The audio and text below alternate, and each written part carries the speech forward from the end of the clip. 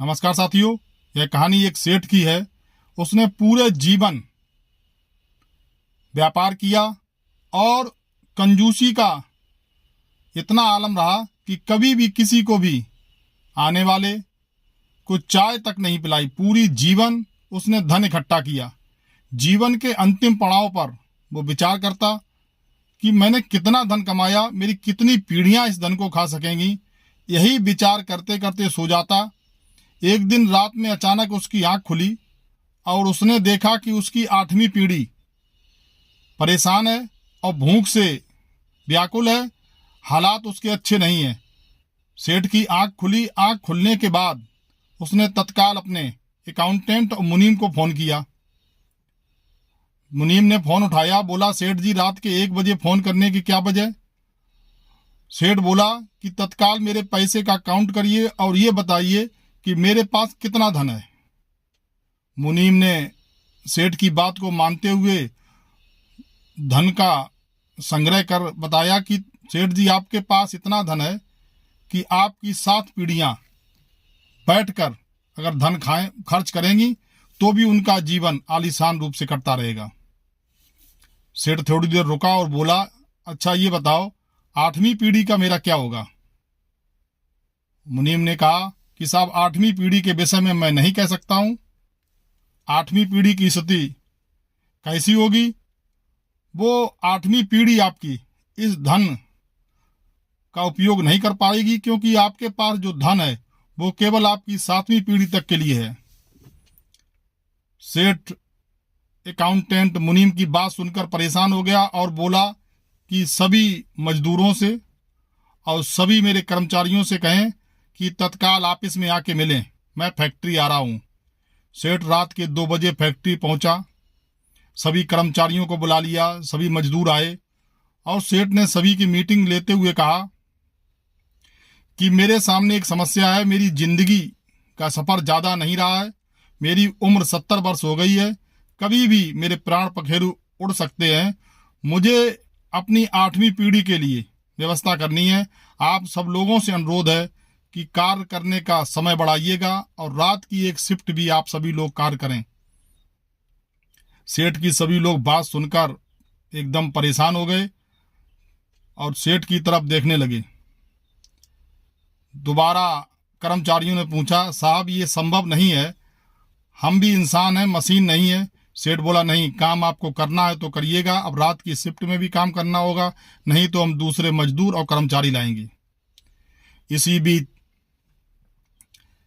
मजदूरों के यूनियन का एक बुजुर्ग व्यक्ति निकल कर आया भीड़ से और बोला, सेठ जी आप परेशान ना हो, आपकी 8वीं पीढ़ी की भी व्यवस्था हम करेंगे, मेहनत करेंगे। लेकिन एक बात है आपसे कि अगर आपकी अपनी 8वीं पीढ़ी की आपको चिंता है, उसके लिए धन की चिंता है, तो मैं आपको एक बात बताता हूँ। सेठ बोला, बताइए। कि यहाँ से 100 किलोमीटर दूर एक पहाड़ है। उस पहाड़ पर एक ऋषि रहते हैं। उनके पास अगर जाकर आप मिल लें तो निश्चित रूप से आपकी 8वीं पीढ़ी के लिए धन की व्यवस्था तत्काल हो जाएगी। आपको इतना संघर्ष नहीं करना पड़ेगा। सेठ उस मजदूर यूनियन के अध्यक्ष की बात सुनकर थोड़ा आश्चर्यचकित हुआ। फिर बोला कि यह बात सही है? वो बुजुर्ग यूनियन का अध्यक्ष बोला, नहीं सेठ जी बात सही है, आप एक बार जाके तो देखें। तो सेठ ने कहा, मैं अभी जाता हूं। उस बुजुर्ग ने कहा कि सेठ जी आप अभी मत जाएं, सुबह जाना। सेठ को पूरी रात नींद नहीं आई। करवट बदलते हुए यह इंतजार करता रहा कितनी जल्दी सुबह हो जाए और मैं उस ऋषि के पास जाकर मिलूं। सुबह हुई। सेठ ने उस यूनियन के अध्यक्ष को फोन लगाया, बोला कि आप भी हमारे साथ चलें। वो बुजुर्ग बोला, नहीं साहब, मैं आपके साथ नहीं जा सकता हूं कि मुझे अपनी 8वीं पीढ़ी के लिए कोई बंदोबस्त करने की जरूरत नहीं है। लेकिन हाँ, अगर आप उस ऋषि के पास जाना तो कटोरी में 1 कटोरी आटा या 1 कटोरी चावल जरूर साथ लेके जाना। सेठ ने कहा, ठीक है। सेठ तैयार हुआ और उसने सोचा कि आटा तो महंगा है। उसने अपनी घरवाली से कहा, देखो वो चावल जो खराब हो गए थे वो हमें कटोरी में भर के दे दो और उसको लेकर मुझे जाना है बाहर। सेठ ने जो खराब चावल थे अनुमान लगाया इनकी कीमत भी कम है। इसी उम्मीद से उसने उस कटोरी में चावल भरे और लेकर चल दिया। 100 किलोमीटर का सफर करने के बाद उसकी गाड़ी रुकी और उस यूनियन अध्यक्ष के बताए अनुसार उसे वही पहाड़ मिला और सेठ पहाड़ पर चढ़ने लगा। पहाड़ पर चढ़ते चढ़ते सेठ बुरी तरह से थक गया। जब तक ऊपर पहुंचा तो उसने देखा कि एक झोपड़ी में एक बुजुर्ग आदमी बैठा हुआ था। सेठ ने सोचा कि बताइए इस मजदूर ने मुझे कहाँ लाकर फांस दिया, मैं थक गया एक तो इतने ऊपर चलते हुए। सेठ वहां उस वृद्ध आदमी के पास गया और बोला कि आप ही हैं? उसने वृद्ध आदमी ने पूछा, मैं मतलब आपका नहीं समझा। कि मेरे यूनियन के अध्यक्ष ने बताया कि अगर आप पहाड़ पर जाएंगे तो आपको आपकी 8वीं पीढ़ी के लिए धन की व्यवस्था हो जाएगी।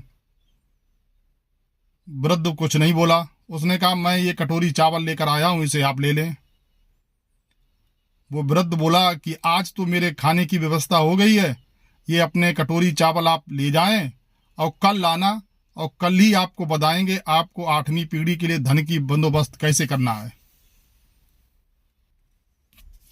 सेठ चुपचाप नीचे उतर आया और उतरते उतरते वो सोचने लगा कि ये कैसा आदमी है, इसके पास खाने के लिए व्यवस्था नहीं है, केवल आज के खाने का आटा था उसने खा लिया और मेरे चावल नहीं लिए।